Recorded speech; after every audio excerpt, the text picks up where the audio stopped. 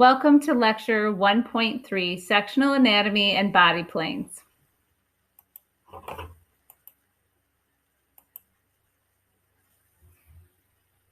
In this lecture, we'll discuss sectional anatomy. What is meant by a section is it's a slice through a three-dimensional object, like the human body or an organ. This is important so that doctors can visualize how the body's organized or look at a specific organ.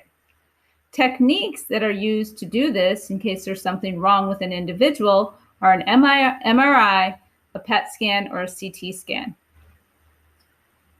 An MRI, magnetic resonance imaging, this allows the doctor to see the specific details of the organs while they are still.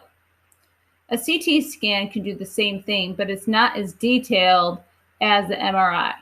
And this uses computer technology. It stands for computer tomography, to be able to look at the organs or different parts of the body while they are still. A PET scan allows even more detail, and it uses radioactive tracers, so it can image what's really going on in the body at the moment, so it's not still. So the PET scan is the most specific one, and often you might hear cancer patients get a PET scan every 6 months to a year to really see what are the cells doing at the current time. A CT scan is cheaper than an MRI and is a first step often to see if it's even needed to go more detailed into the MRI, and those are more expensive, and then the PET is even more detailed.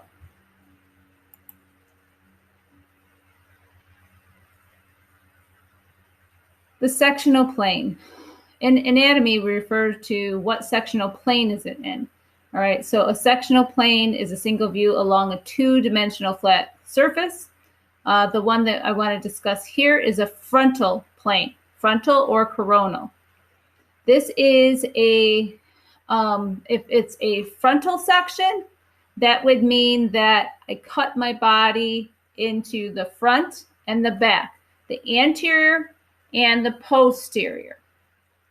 All right, so a cut in this plane is called a frontal section, front, back, ventral, dorsal, or anterior, posterior.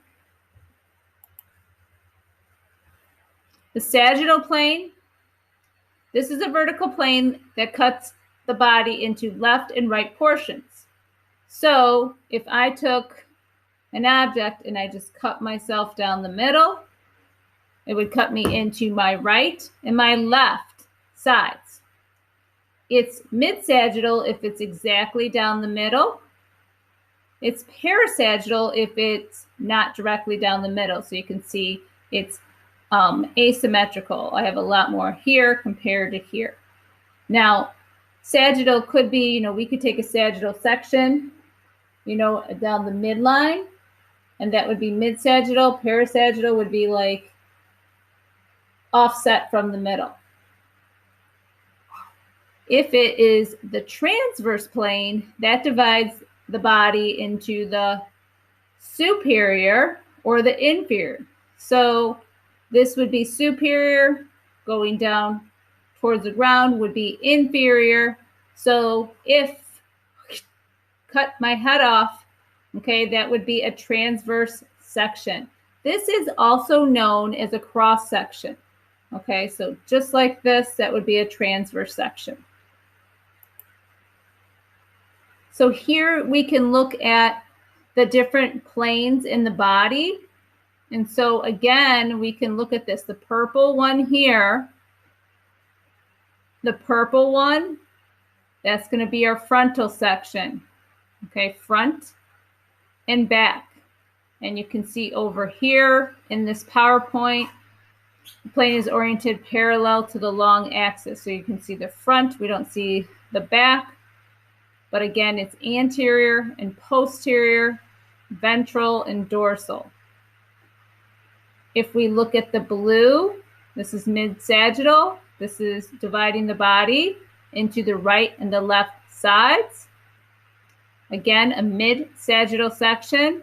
If the person was cut more like here, maybe down through the middle of the thigh, through the breast, that would be a parasagittal section because it misses the midline.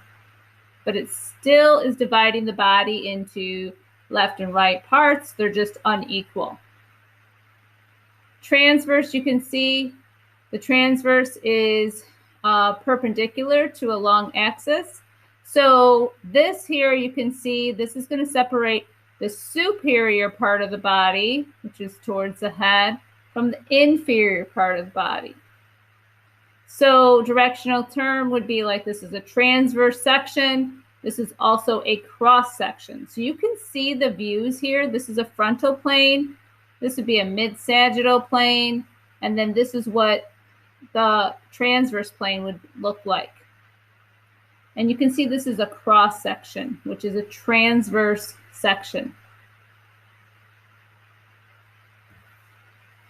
The body cavities. There are very important functions of the body cavities. Mainly, your organs get protected from shock and impact. The body cavity they have some flexibility. They permit significant changes in size and shape of internal organs. The ventral body cavity. Okay, so that's going to be here. Okay, you have your diaphragm, you have your thoracic cavity, and then you have abdominal pelvic cavity. I want you to think of that word, abdominal pelvic cavity. So that's going to have the abdomen and the pelvic. We could just say abdominal cavity, and that's just the abdomen. If it's abdominal pelvic, that's going to have the abdominal cavity and the pelvic cavity. The body cavities contain the viscera, and those are the internal organs. The serous membrane, known as the serosa, that lines the body cavities and covers organs. So if this was my organ, okay, this is going to be covered. My other hand is the covering. And then there's going to be, this covering is going to then line the body cavity. It consists of parietal and visceral layers. And so the parietal serosa lines the cavity. So if you have a cavity, it's going to line it. And then the visceral is going to cover the organ. So do you have a napkin right here? So, I guess, this part here is going to maybe line, cover. If this is my organ, it's going to cover it, not all the way, but then it gets wrapped all the way around, and the parietal part lines the cavity, and that part is going to be attached to the cavity. And then in the middle here, and I'm making this really wide, and I'll show you this on another picture, there's going to be fluid in there. All right, and that's to reduce friction.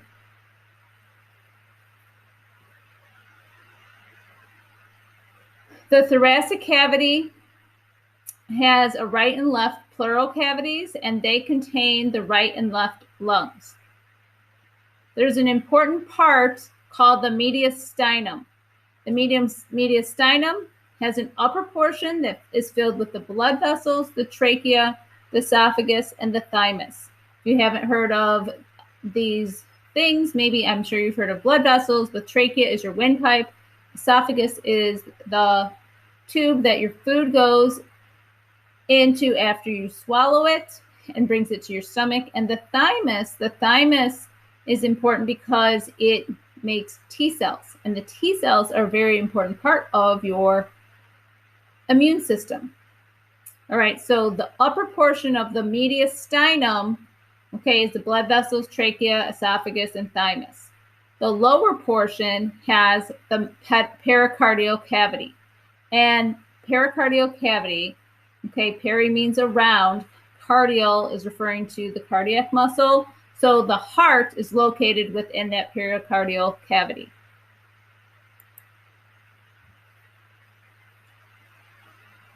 So here, this is a lateral view of the body cavities of the trunk. So here we can see what I was just talking about. So here's the pleural cavity right here, and that's going to contain the lungs. Here's the pericardial cavity. This makes up the thoracic cavity here. Here is the diaphragm. Here's the abdominal pelvic cavity. So there's a peritoneal cavity, the abdominal cavity, and the pelvic cavity. Now, something that is not shown here or labeled here, it's shown but not labeled, the dorsal cavity would be the vertebral column, and then actually the skull. So that would be the part of the dorsal cavity.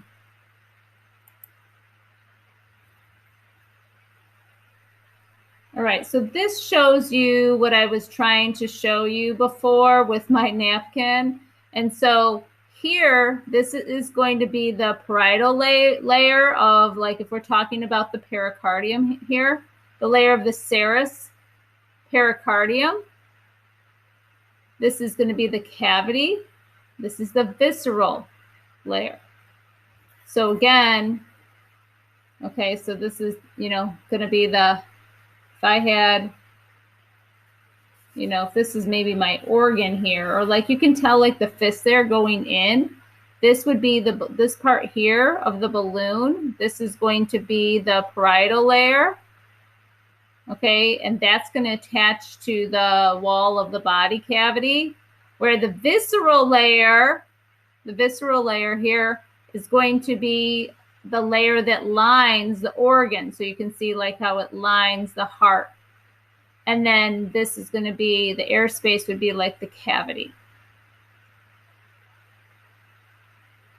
And so there's going to be a thin layer. This is totally exaggerated. This looks big, but there will be a thin layer of pericardial fluid that is in there.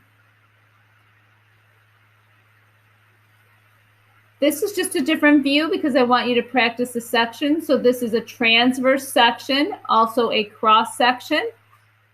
And this shows the central location of the pericardial cavity. So you can see where the heart is. This is the pericardial cavity. Here's that mediastinum. All right, so there's the pericardial cavity. And then you also have your pleural cavities, which are going to have the right and the left lungs. And then just in relationship, you can see the spinal cord. And it does show you your parietal pleura right here. And then it shows you, it does not show you, but this would be the parietal pleura right here. And then on the inner layer, it would show you the visceral pleura. Okay. Body cavities, excuse me. So abdominal pelvic cavity, there is a peritoneal cavity. This is a chamber within the abdominal pelvic cavity. So there's a parietal peritoneum that lines the body wall, and then the visceral covers the organs.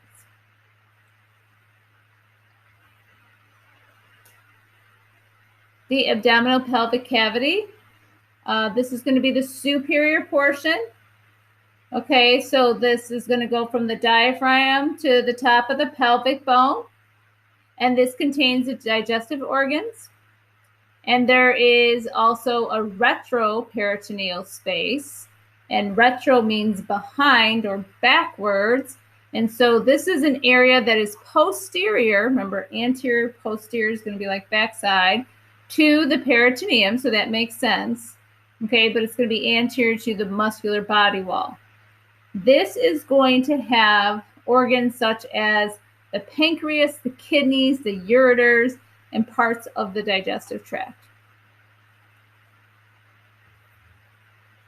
The pelvic cavity, this is the inferior portion, so this is lower, so this is medial. So if you take your pelvic bones, or if you go to that coxal area and you move inward, medial, that contains the reproductive organs, the rectum, and the bladder.